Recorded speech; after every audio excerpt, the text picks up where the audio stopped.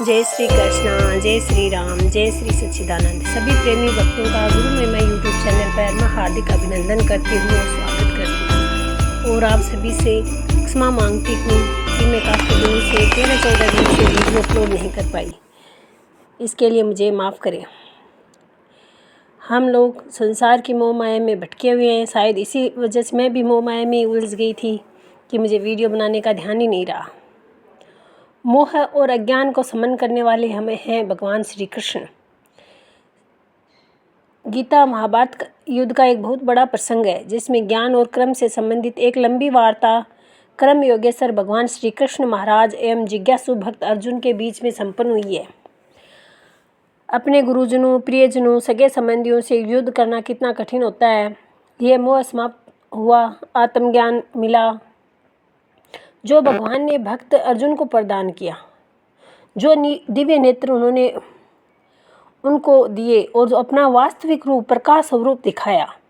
जीवन और आत्मा के बारे में भक्त अर्जुन की समस्त शंकाओं का समाधान हो गया। तब भक्त अर्जुन ने भगवान से ज्ञान की याचना की। यदा चरति श्रेष्ठ तत् देवत्रो जनः स्यत् प्रमाणम कुरुते लोक स्त्वन् अनुवर्तते। अर्थात जो श्रेष्ठ पुरुष जो आचरण करता है, अन्य पुरुष भी उसी के अनुसार आचरण करते हैं, और ये जो कुछ प्रमाण कर देता है, लोग भी उसी का अनुसरण करते हैं।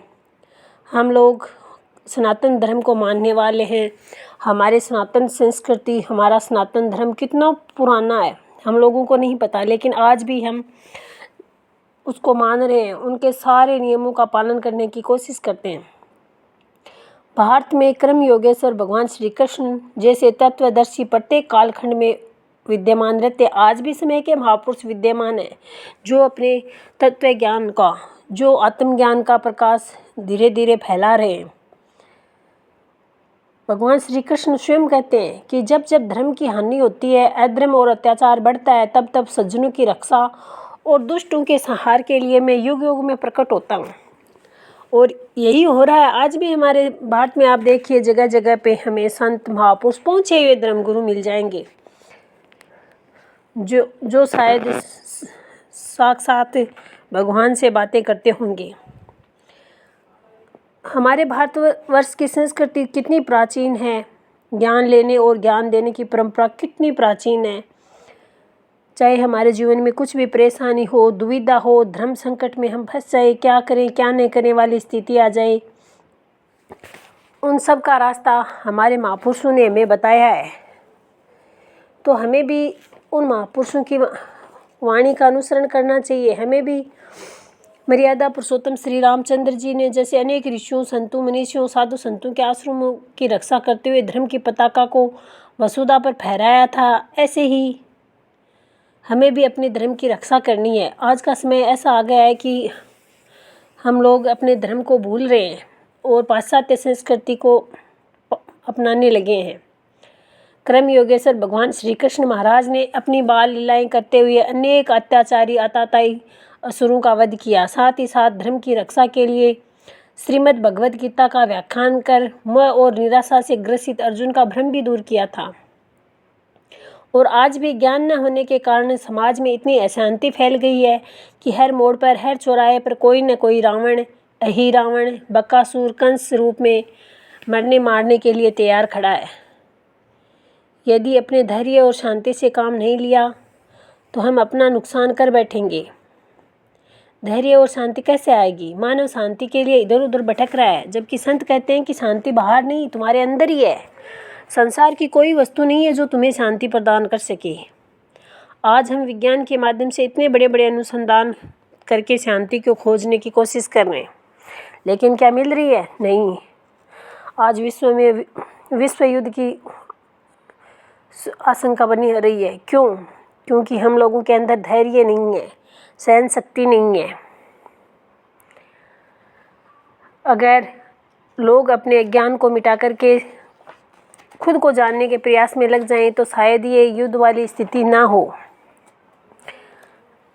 अतः समय के महापुरुष हमें कहते हैं कि परमात्मा का प्रेम और परमात्मा का कुछ न कुछ संबंध या सानिध्य प्राप्त हो जाता है तो हम लोग बहुत सात्विक बन जाते हैं। परमात्मा का सानिध्य संबंध संत नामदेव जी को प्राप्त हुआ था। भगवान विठल से, भगवान श्री कृष्ण से वार्तालाप करते थे।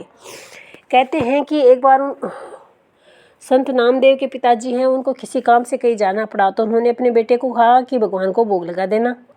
वो बच्चे थे, वो कुछ नहीं जानते थे, इसलिए वो जैसे भगवान को भोग लगाने की बारी आई तो उन्होंने कहा कि कान्हा आप भोग ग्रहण करो, तभी मैं भोग ग्रहण करूँगा। अब वो बैठे रहे, रात बीत गई, पर वो वहाँ से भगवान ने भोग ग्रहण किया नहीं। उनको पता नहीं था कि उनके भगवान, वो तो सोचते थे कि जैसे मैं हाथ से खाता हूँ वैसे ही भगवान खाते होंगे। तो वो बैठे रहे, तो भगवान ने सोचा कि ये तो बच्चा है, ये नहीं जाएगा ऐसे। तो वो आए और उन्होंने खुद अपने हाथों से वो उस भोग को ग्रहण किया। तो ये होता है पिता परमात्मा का सानिध्य, निर्मल मल। जब हमारा मन एकदम निर्मल हो जाता है तो हमें शांति का एहसास होता है। हमारा चित्त जब शुद्ध होता है, निर्मल होता है, तो उसमें भगवान का वास होता है।